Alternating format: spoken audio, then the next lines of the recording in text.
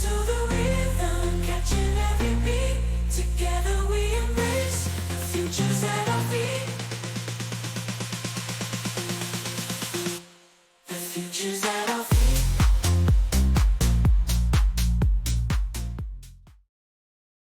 Well, welcome to another episode of the Edufuturists podcast. That sounded very, again, I've got all excitable in the intro, so it's super great to be with you again. And another episode down. Most of you, by the time this is coming out, will have listened to our incredible interviews with the team at Bet and some of the wonderful guests that were there. You may well have listened to mine and Steve's review of the last few months and some of our incredible guests that we've had on there, including I was a guest on one, which is a bit strange. But yeah, we are it's great to be with you again. Steve, are you well, my friend? Yeah, absolutely fantastic, to be fair. Yeah, it's been an interesting one. January is always a long month. It feels like it's got 14 months within it, but we're getting there, aren't we? We're getting there. We're getting there. And yeah, it's been a good start. Obviously, it's still in the transition. 2 weeks into new role alongside this, a lot of stuff going on there, but also loads of stuff for the Edufuturists as well. So by the time this comes out, we'll have done another conference, another keynote, loads of different things. And yeah, it's just been a bit of a rolling stone and a bit of a snowball effect, probably since the webinars in the US and then Bet and just so much going on, but really positive. And yeah, it's really good. Thanks. Really good. It's been great. It's been really good, and we are super pleased to be joined by a guest in the studio today. You're not just listening to mine and Steve's dulcet tones. We are joined, and we'll let our guest introduce themselves, and they'll be able to talk about the work that they're doing, the great stuff they're doing over in. It's 11 a.m. where we're recording this. It's different to us. SL, do you want to tell us who you are and what it is that you do? Yes. Hi. Thank you so much for having me on the podcast. I am so excited. You've had some amazing conversations, and I've been getting up to speed and listening. So I'm grateful to have this space to chat with both of you. My name is SL. I use she and they pronouns. I am actually across the pond from the both of you. I'm based in Seattle, Washington. And I work for a small design consultancy. We're a tech design shop and also a research shop. We're called Optimistic Design. And our focus is on leveraging equity-centered design and research to design better technology, better products, but also design better futures that could include policies, services, a variety of different outputs. A lot of our work is in education, actually. We work across all the way from early learning, K-12 in the US. Our work is focused in the US, and then also higher education. We have other projects that go beyond just education. We do other social impact work, climate work, health. However, a lot of our expertise is in education. And so I'm excited to share a little bit of what we've been working on, the discussions that are happening on this side of the world. And that's a little bit about what we do. And yeah. Yeah, so just on that, in terms of obviously a bit of background, and you've said, but what is optimistic design? I know you've kind of delved into bits and where it is, and we'll unpick some of that language and also some of those bits of like, how does that vary to what everybody else says? Because I'm sure everybody says, well, it's equity, we build it, so it's for every. What does that all look like in terms of your opinion, definition of you as an organisation per se, each bit strand, and ultimately what is its mission? If it's doing so much, what is its actual goal collectively, I suppose, as an organisation? Yeah. Yeah, we're a very small, predominantly Black, Indigenous, people of color, femme-led organization. So we're very small. So we're 6 full-time employees. So we're a consulting firm. So we work to service clients, but a lot of our focus is on research. So we do something called equity-centered design research. So this is, and we help organizations co-create technology. So what does that mean to do equity-centered design research? You're your listeners might be maybe familiar with ways in which you develop technology that uses like human-centered design or user experience design or research. And so equity-centered design, it is an expansion on human-centered design. And we've kind of adapted and scaled a framework that was developed by the National Equity Project here in the US and the Stanford D School that looks at not just thinking about doing research on people or conducting interviews, doing UX testing, but really thinking about how are the people who are participating, who are going to be impacted by the solutions, how are they a key participant or a key stakeholder in the decision making itself? So what does that mean when you are instead like moving the participant from someone who's just informing, someone you extract information from, and instead being a key part of the research, the design of the product? What does that mean for how we think about designing products? What does it mean for who we are as researchers? Because a lot of traditional research has come from anthropology and traditional ways of going into communities and doing the research on people and coming back and applying a framework that doesn't necessarily take into consideration how people are, how that community, does work. So, we have our own biases. We're all trained in certain ways. If I came to the UK, I will bring certain biases based on the social constructs that I've experienced. My training as a designer or a researcher, I grew up in India. I moved to the US when I was older for grad school. So I have some biases. I have some perspectives. So really recognizing that researchers, we bring our own biases. We have our own privileges. We have power because we decide what to research. Even as, education technology developers, a lot of organizations decide what they're going to design and why. Because they might get funding because someone, a funder wants to fund something very specific, or because they're like, oh, I had this idea. And even as an educator, someone who might be really deep in that work, you might have a perspective, but might not necessarily include the community, the students, or their perspective. So when we're thinking about equity-centered design is really saying, okay, who are we as researchers? Who are we as designers? Can we try to remove some of those influences? Are we seeing ourselves more as facilitators? And then kind of shifting power. So how do we shift our methodologies to really make it a collaborative, active process so that students, teachers, caregivers are part of the decision-making, are able to inform the design of the solutions that we're seeing? So we talk on the podcast, or seem to talk on the podcast a lot when we speak with people in that edtech space, that we find a lot of edtech solutions, and I use the parentheses in there and the air quotes, solutions. And we've talked before about solutions looking for problems, and that often there are some tech solutions that are out there that have not been informed by users. They're trying to sell something into education and there's no understanding of what this is going to mean at the chalk face. Even like pricing strategies and usability and functionality has not been considered. So what I'm picking from this, from a Neanderthal 40-year-old white man from the UK, is that the work that you're doing is helping organizations really think about the why of what they do and the who that it affects, and therefore those who should be involved in that design rather than just somebody doing something to somebody. You do it with them. Is that exactly where we are? That's exactly right. So they're not just on the receiving end. They're just not just impacted by all of these decisions that have already been made. They are a key participant in shaping that.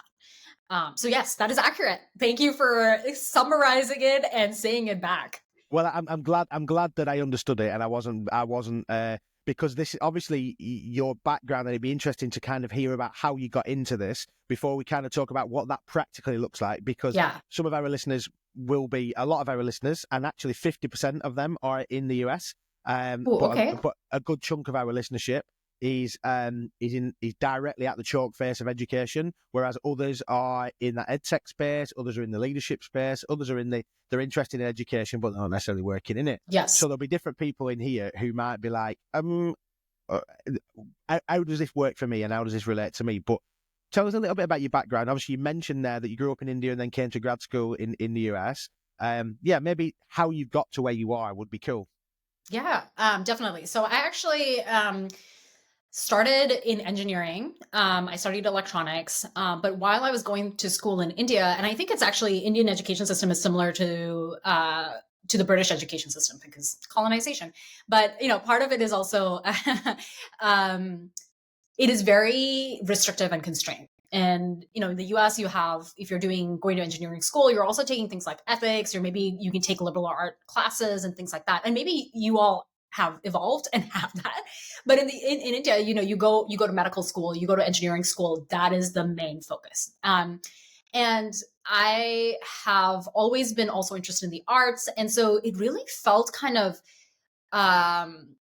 felt like a cognitive dissonance because I'm growing up in India, I'm seeing health disparities, educational disparities. I understand as a person who's socialized as a woman that the access to education is such a privilege for me, and it's opening up a lot more doors because my father was a doctor. He was, in community medicine. And so he really wanted me to be educated. And so seeing that disparity, but in going to engineering school is not really addressing that, right? So I'm like, what am I learning that's not actually impacting the community around me? And one of the things that was happening at the same time, I was actually pretty unhappy, just like that. It was enough of a disruption for me to see that cognitive dissonance to recognize it. Undergrad was not a fun time. For a lot of people, it's a lot of fun, not for me. But I started doing theater and it started giving me a lot of life. I was doing children's theater and really seeing that, telling stories, moving and creating this like immersive experience and what that creates for children, because children are really like interacting with, sometimes we didn't have a lot of props. We did shadow puppetry. We would use very light props. But the fact that, kids were so engaged that they were building these imaginary worlds around the stories that we were telling, it started making me think about, okay, can I, and, in India also at the time that I was going to college, there was a lot of, you could see the application of technology and how much more it was increasing access. Because, your little vegetable vendor has a cell phone, right? And so you're starting to see like connectivity, access, and maybe people were getting information in different ways. And this is obviously like exponentially increased over the last like decade. But so I could see the importance of technology and the impact it has to disrupt the ways in which we were like experiencing life. But at the same time, it's like, theater is creating experiences. So I started looking at the intersection of technology and experiences. I had the wonderful opportunity to intern in places and have experiences where I started building technology that was interactive, but more on the art side. And I realized I really needed to go study design better to really understand what this field is about. And so I went to grad school, and grad school started giving me a template because I was not just doing like art for the sake of art or just engaging for the sake of engaging. I started getting exposed to something called interaction design, which is now called user experience design, where there's an aspect of like, how do you actually understand problems? How do you get people involved? And that's not actually how a lot of public policy happens in India. So, or anywhere, right? Like even in the US, a lot of times public policy does not include people's input. And so I started seeing, I'm seeing the direct connection of design of technology with people's input and shaping it to create something more meaningful. So I went into the private sector, worked in technology, big tech, just to continue to hone my skills because I didn't have a design background. A lot of people who come into user experience design might have had a design background, had worked in design previously. But I started seeing the limitations, right? You're building technology for people who already have access to technology. You're creating small, minute changes. You're creating like an icon. It's great. It's improving, it's reducing frustration. It's increasing the efficiency, but that's not necessarily like my life's interest in like changing the color of a button. And so that's where I started seeing, okay, if I am really interested in kind of thinking about can I use the same kind of research, thinking about the design process when you do research, define the problem, you're starting to think about ideas, and then you prototype that. So you're not actually fully designing something before you before you get input, and then actually launching it and iterating on it, that iteration process. I'm like, does this actually work in the social sector? So I ended up navigating a little bit into global health and philanthropy, where I started seeing, okay, does this actually apply to the social space? And then I started realizing the huge gap is the amount of power I have as a designer and a researcher. I started getting access as someone who grew up in India, access to spaces and decisions that my father, who has spent his entire career as a public health official, would not get access to, just because he didn't. I was able to like reduce the accent that I have. I'm, educated in a different way. My dad has more degrees than I do. Like, he's a medical doctor, right? But the amount of access that I get because of the way I present myself. So just really recognizing, okay, how does this play in, and how much are we actually taking into consideration the people who are actually impacted by this? So that made me pivot and decide, okay, let me go even narrower. Can I now look at social impact within the state that I'm in? But instead of it really did feel like reinforcement, like neo-colonialism, because I was doing work living in Seattle and doing funding in India and like in other parts of the world, where I'm like, oh, I'm not really as involved, and there's only so much of true input that I can get from people who are there, and I'm not reinforcing my own biases. And so I worked in youth homelessness public policy. We co-created public policy at the state level, and it was an amazing experience. And so I started seeing kind of the breaks in how traditional user experience design or design processes don't actually work when you're looking at social impact work, right? Like, if you don't want to cause harm, the big thing is like, how do you reduce the harm that you cause? And a lot of what happens is like, when we go out and say like, and I think you just mentioned this, Ben, like, technology also, a lot of times it's like solutions looking for a problem. Well-intentioned people going out and sometimes coming up with technocratical solutions, where it's like, oh, I'm seeing people experiencing homelessness. What if I made an app? They could get money. But money is not necessarily the issue here, right? Like this, it's so much more complex. So part of the way we think about, the way I started thinking about design solutions is like, can we go beyond just looking at, there is a systemic issue as well that we need to take into consideration. And you all know, being in education, there's a lot of different factors that play into it. So when we think about equity-centered design, the ways in which we've expanded it is like really coming from a systemic perspective. What are all of the potential factors? What are historic factors, right? Like why we are here today. If we want to not create the same system of harm, we want to understand what happened in the past, mapping out the systems, and then saying, okay, now how do we step in and co-create new ideas for what could exist, as opposed to just saying like, where you are today, can we just create ideas and iterate right in this little small spectrum? Especially when, working with young people, and you probably have this experience. And a lot of what we do in our equity center perspective is like collaborating and focusing on people who are historically marginalized and currently marginalized, because a lot of times in technology, we want to look at scale and impact. We tend to focus on people who are the majority. So you're saying, okay, let's focus on the 80%, the 20%, it's okay, right? But actually, you recognize the 20% are never supported in the solutions, because they have very unique needs and they're very, maybe more difficult to service, but we create a better experience for all students if we're actually focusing on that 20%. Maybe the focus on the people who might have variation of experiences.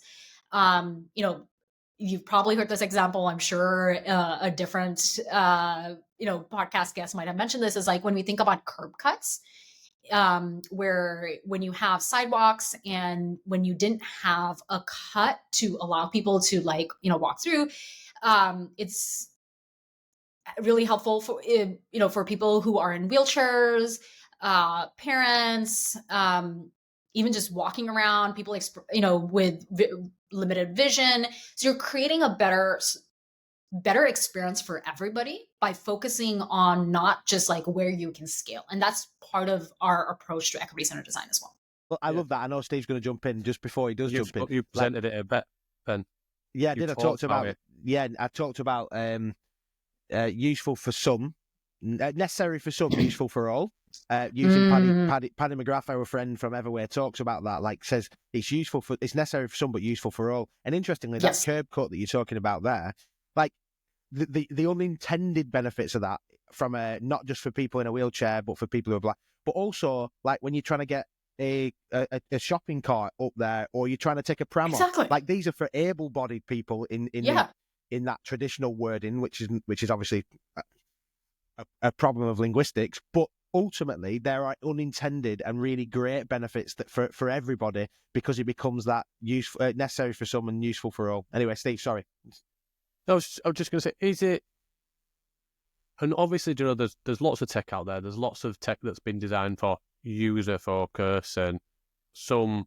If anybody's seen the stuff on Amazon's creation and its development in terms of its applications and colours, and how they collected data to really think what the impact could be, and ultimately just to get you buy more and everything else. But as a design of a tool, ultimately the ambition is for it to be used greater, and is it or by as many people as possible? Is it the fact that it takes longer to consult and to do the research and to engage, and also the fact that you're focused on the minority to cover the majority? Is it just completely new, or is it the fact that it's probably harder for people to do, and that's why it's been avoided? What would be your opinion? What has stopped people doing the stuff that you've done previously to you coming in? I don't know. What is it that's preventing everybody from doing this? Yeah, no, that's a really good question. I think, to be honest, even 10 years ago, for people to do user-centered design was a big deal, because people just assumed that you came up with good ideas and the users just had to, just absorb whatever was happening. That's how public policy is made, right? You do get feedback. Sometimes it's focus groups, but the decisions have already been made. That's how we've traditionally thought about it. How we've thought about leadership, how we thought about problem solving is like this elitist perspective that I went to Oxford, I went to Yale, I know best, but do you even represent that? So it took a while for us to get to a point where user-centered design, just having been in technology and having to advocate, where it's not a fight of egos of project managers who've never been in that space, and to say, like, can we just get user feedback? That was a very big deal. And we've gotten to a point now where they're like, designers did such a big good job of arguing the business case as a way to convince people of like what is the most important thing, that we've gotten to a point where you're saying where like businesses know, how do we sell more things is, we just continuously test with users. So initially, just like even getting people feedback was a pretty big deal. I will say a lot of organizations don't necessarily, they do a lot of like iterative testing because it sometimes feels easier, or they were able to incorporate it into the process, but they don't always do the earlier research. What is the problem you want to solve, even within a technology product, right? Like a lot of innovations, like otherwise we create things that already exist and we continue to iterate on it, versus really saying, okay, is this a new problem? Is there a problem that is worth solving, and how do we solve it? So that's still a gap, even just like in traditional user-centered design. From an equity-centered design perspective, I think there is a lot of there's a lot of intention. A lot of people reach out to me just to get a better sense of like, how do I do this? I want to do social impact work. I think part of it is like the education around just like recognizing like you can't just translate traditional user-centered design directly to doing this work. But yes, there is a little bit of maybe there's the skill. There's also the mindsets that we talked about, which is like thinking about your power, the privilege, and the biases, intentionality of like actually doing it. And then yes, it does take maybe a little bit more time. But it shouldn't take much more time, to be honest, than doing user-centered design. It is the intentionality, the focus. I have a feeling it's a combination of people not knowing what they don't know. Another thing that we do at Optimistic Design is we do work with a variety of different stakeholders and provide technical assistance to help them move towards a more equity-centered design process. And we have, there's a lot of people really well-intentioned. And as part of it is like integrating into your own process. Sometimes they don't have the infrastructure right now, but it doesn't mean it doesn't exist. But it's also intentionality and like the focus and recognizing the impact and of this. So we've come to a point now where we're like, we've shown the value of user-centered design. And I think now we are kind of at that pivot of saying like, let's push it further. Can we move further so we're not continuing to marginalize and harm students who are already impacted by existing systems of harm, right? Like they're already being marginalized. Why don't we take that into consideration rather than just like thinking about scale? So it's not a direct one, direct answer, but I think it's a couple of different things. Yeah, and as I'm listening to you, I think there are. It feels like some of this is around. You mentioned there around not knowing what you don't know. Steve, he's brilliant at having these conversations. Sometimes, like, it's not always intentional harm, but the reality is, in most of us, this unconscious bias, which actually for some people has moved into the conscious world and they just want to ignore it.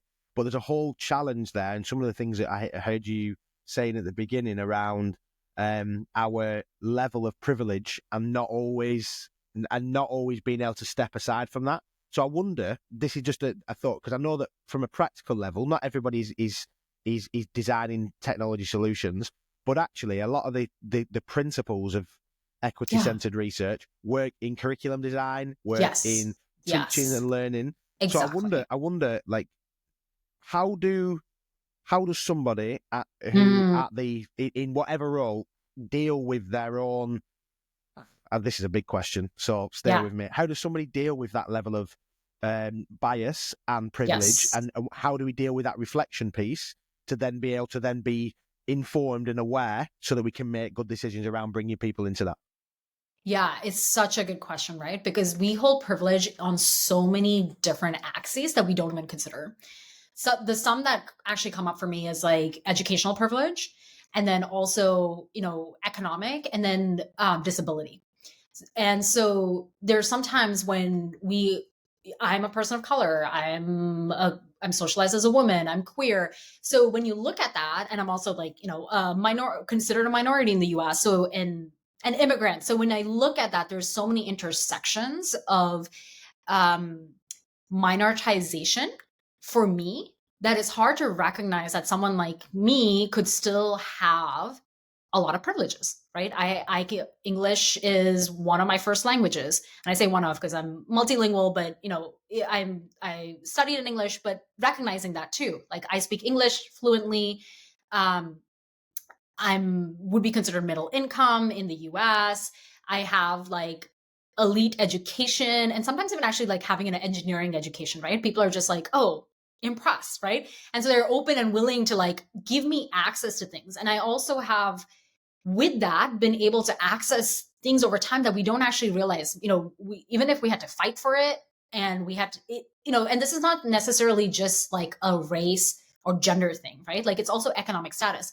Over our experience of our life, we might change. So if we started kind of low income, experiencing poverty, those are all valid lived experiences that we've had, but we might have navigated away from that. Now we might be more middle income, settled, housed, and recognizing, oh, I'm showing up in spaces that I might still have that lived experience, but that's changed. I might be able to connect with my students, the users, the participants in that way because I still have that lived experience, but really recognizing like over time, there's going to be blinders that are created, right? My experience is going to be very different from someone who is also an immigrant, but maybe came from had a completely different experience coming to the United States. So really recognizing, I think it's the awareness, the pausing and being aware. A lot of times in technology, we want to move fast. We want to like keep moving forward. It's like moving forward is better than not moving at all, but really recognizing we need moments of pause, moments of reflection to say, how might I be bringing a perspective that might reinforce something that might cause harm? Or is this actually, where's this thought coming from? Because a lot of times we're like, oh yeah, I'm unbiased, I'm objective, but really recognizing we're also like research itself is subjective, right? Like we're putting frameworks based on what we know. So the more we can pause, the more we recognize. The other thing I will say, the more we start doing that, I started recognizing that a lot of research that we see that's been published a lot in education, and I've been focused on U.S. education, but I'd be curious to hear from the two of you if you're seeing this in the UK as well. Is I started noticing this deficit-based perspective of students who are not the majority students. So there's, for example, there's this idea that specifically in higher ed, that in the US, there is a underlying societal expectation around individualism, right? So individualism is better than collectivism. So if you're independent, you're individual, you're building yourself up by your bootstraps, all of these perspectives exist. So some of the research talks about how students of color, specifically Indigenous students, are hindered and held back because of their community, because the community, because they're the experience and the mindset is more collective.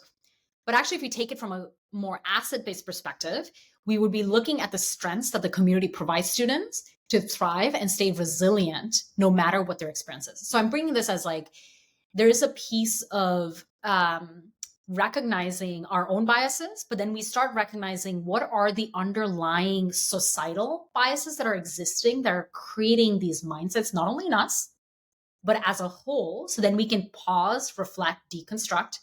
And then the easiest way is taking an asset-based perspective, right? Like when we see something and saying, instead of saying, oh, this student is flagging behind in this concept, is saying, okay, when they're answering it in this way, what is the strength that they're bringing to how they are understanding this math problem? Because we as a whole, as a community, we have a tendency to be more deficit-based because we are rewarded to closing the gap in that deficit. So we tend to always think, and I don't know if this happens to the two of you, but I'm always like, when I get feedback, if it's good feedback, I forget it. If it's bad feedback, I will remember it because I am also deficit based in my own mindset. So trying to change that and say like, the pausing really helps because we are thinking and saying, am I coming at this from an asset-based perspective or a deficit-based perspective? And not being hard on yourself, right? Because we are all socialized over a long period of time through our experience, engaging with other people, the educational system.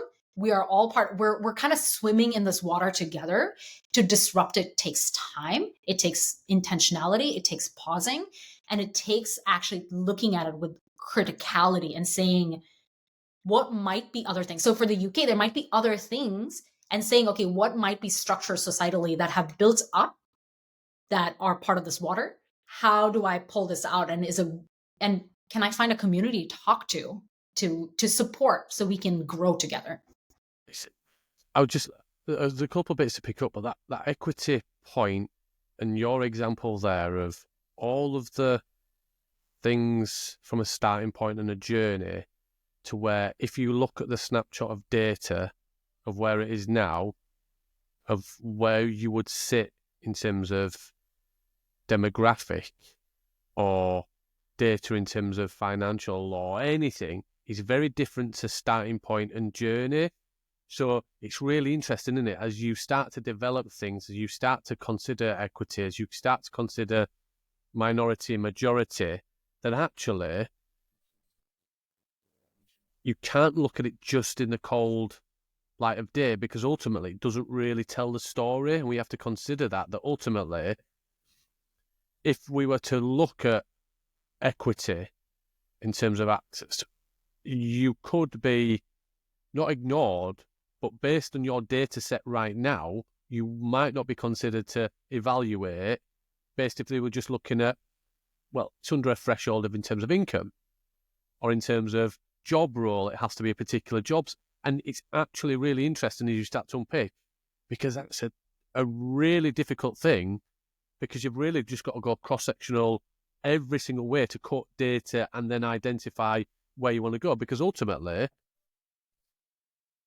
people would say SL is in a position of privilege, but actually it doesn't tell all of the story of actually whether, like, so if somebody was doing equity-centered research and they were looking at a particular, you could be actually discounted based on because of where you are now, rather than actually where you started and let's say the journey you've been on. And like I say, and also when you're doing that, it's really interesting as you're designing it based on your journey, how that bias of your experiences to get to where you are compared to I'm just thinking about how just like it must be so difficult to really start to think about where you go, where you access, who would you consider Yeah. for all of those kind of things. And also Yes.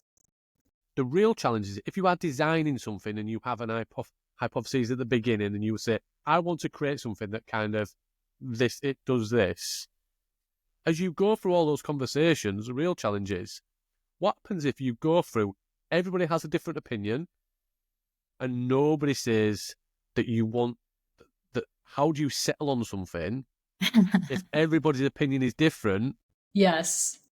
Because how would you ever get anything finished if everybody's opinion is different and Yeah. you're consulting with everybody in regards to that whole consideration, consultative approach, that core design innovation? Or how would you ever settle on anything? And is this one? And I'll go back to, is this one of the reasons why nobody? Because it's probably such more hard work. Because you've got to take considerations, opinions, bias, and everything under Yeah. consideration, and a real cross section of demographic to really get it right. Yeah. Yeah. That's actually a really good question. I don't want people to get overwhelmed, right? I don't want people to feel like this is not something we can ever do. And I think there is steps that you can take to start and do it like today. I completely agree. Part of this piece is recruiting the right folks for the conversation. And so what we think about is we step back, and actually this doesn't take a ton of time, but it does take a little bit of thinking constructively and open-endedly about who might be impacted most adversely based on historical considerations and current considerations. So if we look at, let's say, higher education in the United States, really quickly our team started digging up, right? Like if you generally look at data, there might be a whole variation. Students impacted by poverty is a really big one. There might be variation based on like schools. It's overwhelming. You're just like, okay, where do I start? But if you step back and say, okay, what was the mindset with which the higher education system in the US was designed? It was designed for white men. It's clearly that was a design, right? It excluded women. Black, Indigenous, Latinx people were not included at all.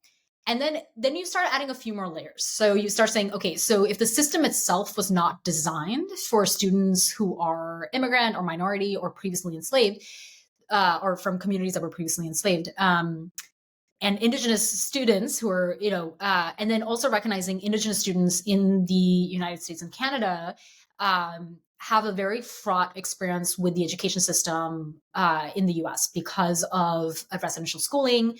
So there's that mindset of like, okay, the education system has a strong anti-Indigenous bias. So we want to make sure whose voices now, like who do we prioritize, right? And then part of it is like, that's why thinking about, there is an aspect of like looking at the data and saying, okay, where are we seeing trends where maybe student outcomes are impacted by the system? We're seeing disparities. And then kind of narrowing that down and then saying, okay, where is the system? Who's the system serving? Who's doing well? Who's the system not serving? So it might not also be like all BIPOC students, right? So we do see different outcomes for students who are identified as Asian. And there's some data issues because like Asian is such a large population. It includes South Asians, East Asians, also communities that are refugees. There's disparities within the larger Asian context. So like really thinking about, okay, so then at that point, we're looking at social gender, socioeconomic status. I know this sounds very overwhelming, but it's actually not that hard. So then you finalize your prioritized population, and then you focus on recruiting there. And I will say what we have noticed, just seeing even the variation within, like we try to make sure there's a very, we make sure in our recruitment that, we have representation from Black, Indigenous, Latinx, low-income students impacted by poverty. Additionally, we look at, okay, let's look at a difference between 2-year, 4-year colleges. Let's look at a difference between like what their outcome, what their majors are. Maybe we also look at, let's say one more thing is like students who've dropped out, students who've stayed. Let's see the variation in that experience. So it depends on the research that we're trying to do. And then with that, we try to make sure we're doing this qualitative conversation and co-design, right? So we are not saying just like, let's look at the data and try to design from there. We're saying, let's actually hear what they're saying. And to be honest, we see overlaps a lot, even with the difference in experience from a social experience perspective and the student experience. We will see variations. And then we've also noticed, like, students who are parents might have slightly different experience than students who are not parents. But with that, you don't end up getting, I think that was also part of the reason why people were afraid of doing traditional user-centered design, is getting user input and saying, oh, what if we get a variety of different opinions, right? Here, we also think about the methods that we use. Are we asking for opinions, or are we trying to better understand the underlying mental model students have, the underlying experiences that are common, understand some of these nuances that then we can say, okay, using that, can we identify main profiles? Maybe there's 2 or 3 different main profiles of how students navigate the experience of higher education. And then can we use that as a way to inform potential technology that will be designed? So those are some of the ways to get to that. But we see commonalities. We start seeing, because underlying, by by the end of it, we've noticed like race and ethnicity actually doesn't have a significant variation once you're actually focused on that population. Within that population of priority students, we haven't seen a huge variation within like race and ethnicity changing opinions or behaviors. It's actually some of the other underlying factors, like socioeconomic status, are they parenting, do they have a disability? Because again, structurally, our system is designed for able-bodied learners. So then you see disparities where students need more access and they're not receiving what they need. So I don't want people to be afraid of starting down this path. And even if they're thinking about saying, even if part of it is just saying, let me even understand who I should prioritize. Maybe look, if you already have an education technology platform, look at the data. Can you disaggregate by things that are important? So let's say you're developing a math product for K-12, so kindergarten to 12th grade. We already know as a society that girls tend to see themselves, or people socialized as women tend to see themselves as like not good at math. Can you disaggregate by gender? In the region that you have your products, is there a variation based on socioeconomic status? Do you already know? Like, you don't necessarily have to like spend years doing your own research project. This research already exists, right? So okay, socioeconomic status, there might be a variation. For India, there might be a variation based on like caste, right?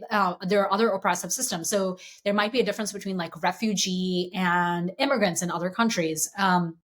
So look at that and then say, and then maybe race and ethnicity. And then are you able to disaggregate by race? Obviously, you want to keep this, really think about data privacy, because students can be impacted if this, their association with their name and the data is leaked or anything like that. But really thinking about, okay, can I disaggregate by race, see where my product is not serving certain student populations, and then can we actually bring them in to think about what might be better, what might be more helpful for them. And that could be an easy step without having to boil the ocean and then figure everything out.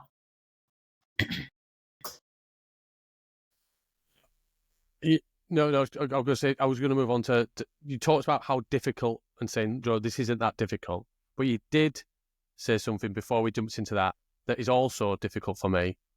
We'd call it maths, but you'd call it math. Yes. Tell us. I used to call it maths. But I suppose, from the Indian education system that was taken from obviously the English. But I think, what is that something that your maths journey started obviously before engineering, potentially, in terms of that love, and people probably, if they step into it, probably find maths as difficult as equity-centered approach and research and all those kind of things, but it isn't. But how are you trying to step into maybe modernising it and making it simpler and engaging and giving more access and more enjoyment from it, I suppose? Yeah, that's a really good question.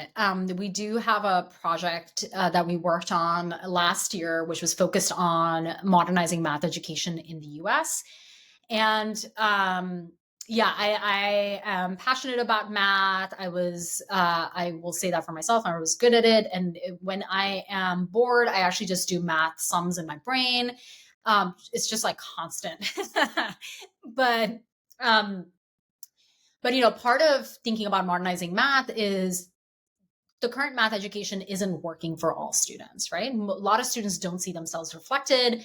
They tell themselves, or it's not necessarily that they tell themselves, society is telling them that they're not good at math. When we talk to, Black boys or girls or Indigenous students, they might not see themselves reflected, and they're saying, what am I using this math for, especially when it gets more abstract. And then also saying, I'm not good at math. That's a narrative that sometimes teachers tell students, sometimes society tells students, caregivers tell students, right? And it's not always, every single one of those. But really recognizing that math necessarily isn't working the way it's taught right now. There's a lot of people working on this problem. But one of the ways we looked at this was thinking about, what are the futures that can affect math education? So we had this amazing opportunity to connect with an organization called KnowledgeWorks. And we did this in partnership with the Gates Foundation. And so the KnowledgeWorks is a nonprofit that focuses on education, but they also have a futures arm where they kind of worked with lived experts and subject matter experts to think about what are potential futures that affect math education, kind of did a future casting, and we had a couple of trends we worked with. And the other way we were thinking about modernizing math is also, there's a lot of work out there where, there's a lot of subject matter experts spending a lot of time and effort on the space, but not always are students, caregivers, and teachers part of this discussion. So we kind of thought about it and we said, okay, who do we want part of this discussion? We definitely need subject matter experts to tell us, to think about how to make things a reality. What are the constraints, what might exist? But really saying, okay, who are the people who have the least amount of impact? There's curriculum developers, there's policymakers, there's administration, but really recognizing, okay, students are not always part of these conversations. Caregivers are not part of these conversations.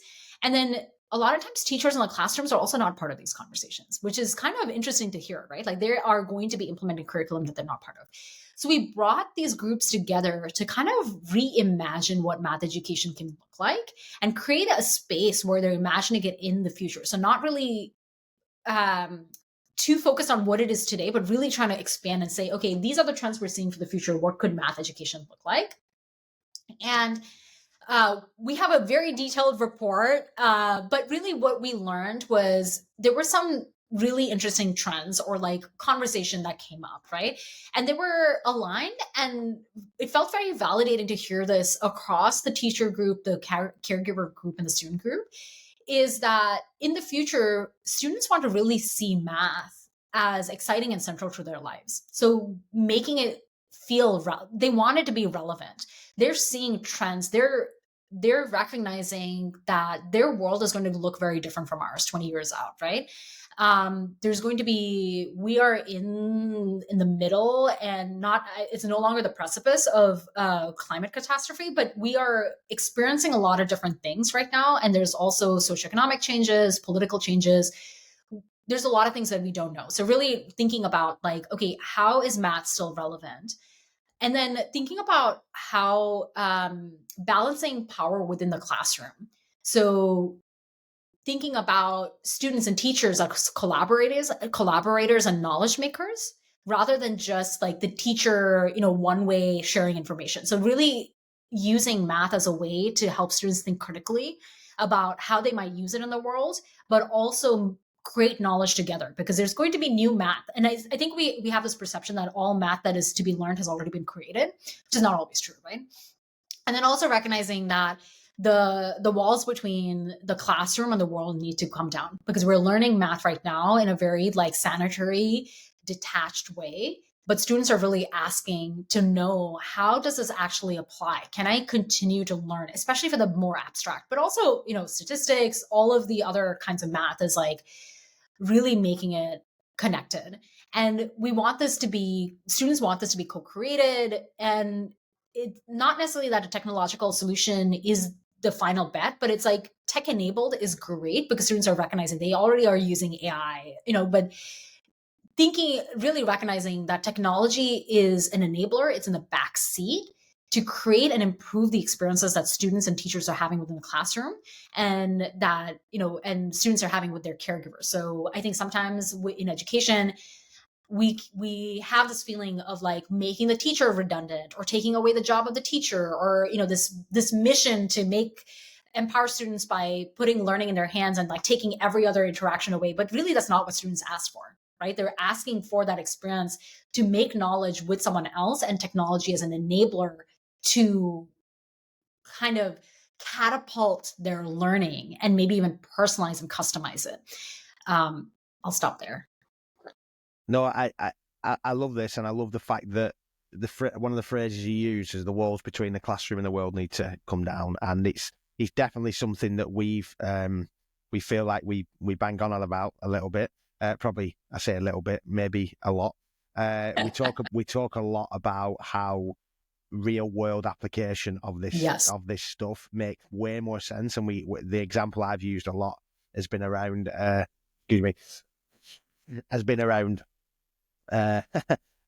Pythagoras' theorem. So if people can't work out why they're using it and what it's for, it's not necessarily saying that it is useless. It's saying if you can't understand why you're using it. I talk about a V-shaped valley in geography as well, like features of a V-shaped valley.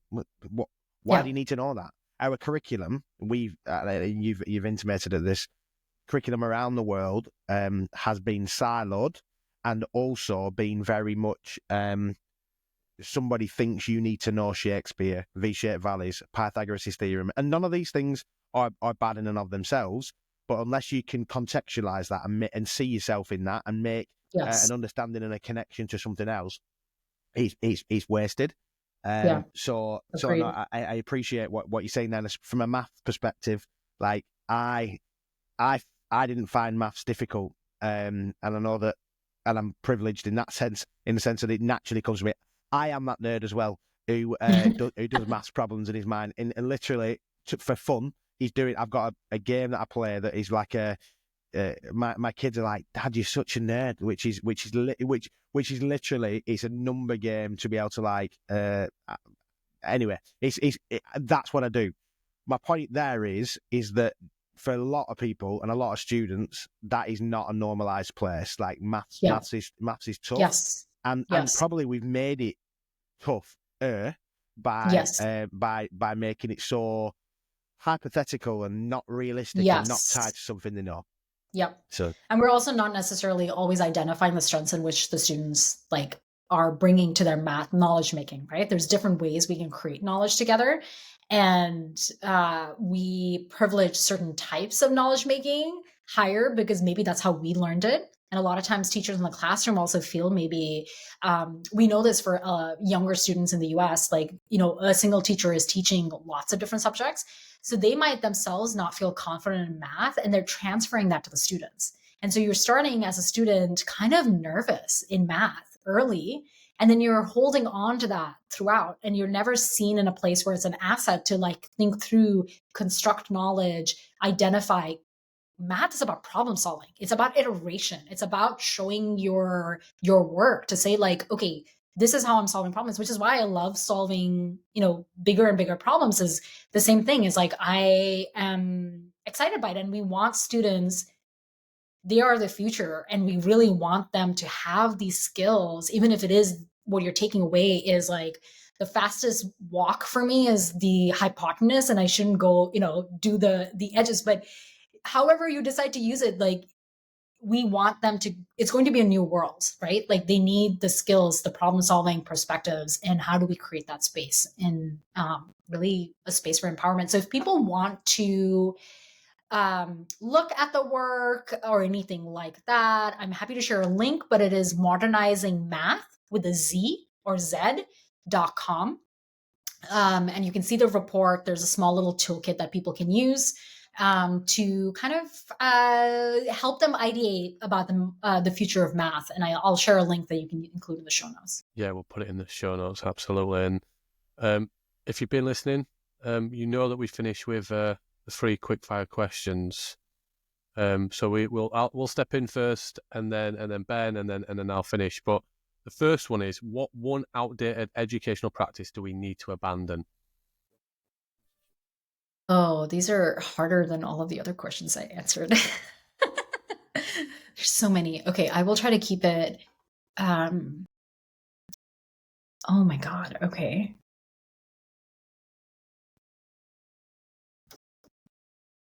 You should warn me. Ben, I think you're on mute. Yeah, that's why with the quick fire, they're like, we'll throw them out and see where they land. I think, to be fair, a lot of what you're talking about are outdated educational practices that we need to abandon, aren't they? So Yeah. I think definitely something that was coming up in math is like this idea of privileging like one way of showing, or just saying like there's only a right or wrong answer, and creating space for students to actually learn and grow and be able to articulate why they came to that, and for the teacher to be able to see where um, taking an asset-based perspective to see like where that's coming from, to continue to support the student rather than being like, you are wrong, shutting them down and just moving forward, right?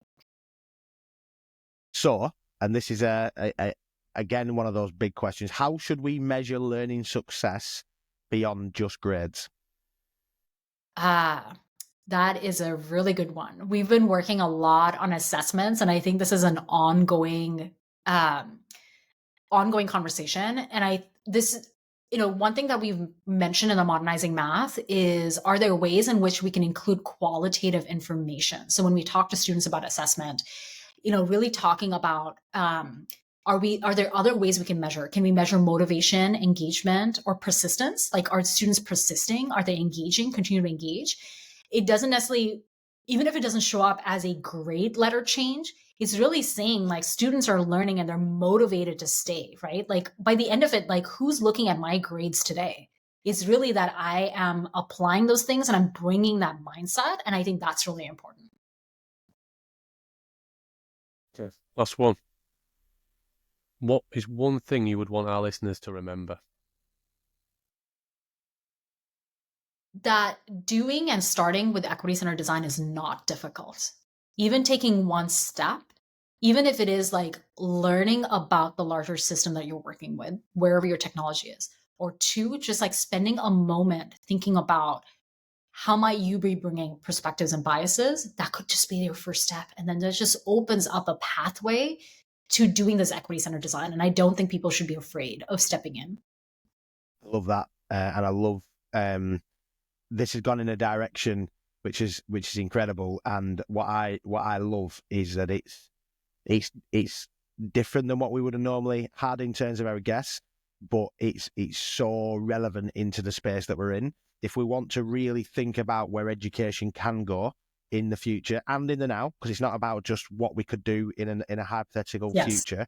If we can put in the user and actually acknowledging the people that are marginalised in that user research historically, and then addressing that in the work that we do. And if you're planning lessons, thinking about what that looks like for those people who are not the majority, not the privileged, that will then change. And it's really interesting, just as a final thought, is that in the UK, there's been a movement. It's not perfect, but there has been a movement about changing some of the texts on the English literature qualifications, because they were primarily written by white authors, and they were primarily written by men. And so like that conversation of moving into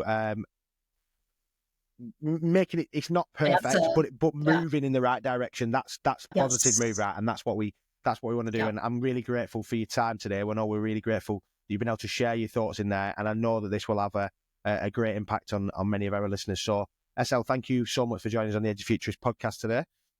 Thank you both so much. This is such a great discussion. Thank you. Don't forget, if you haven't done already, get your tickets for the Edufuturist Uprising. The link is in the show notes.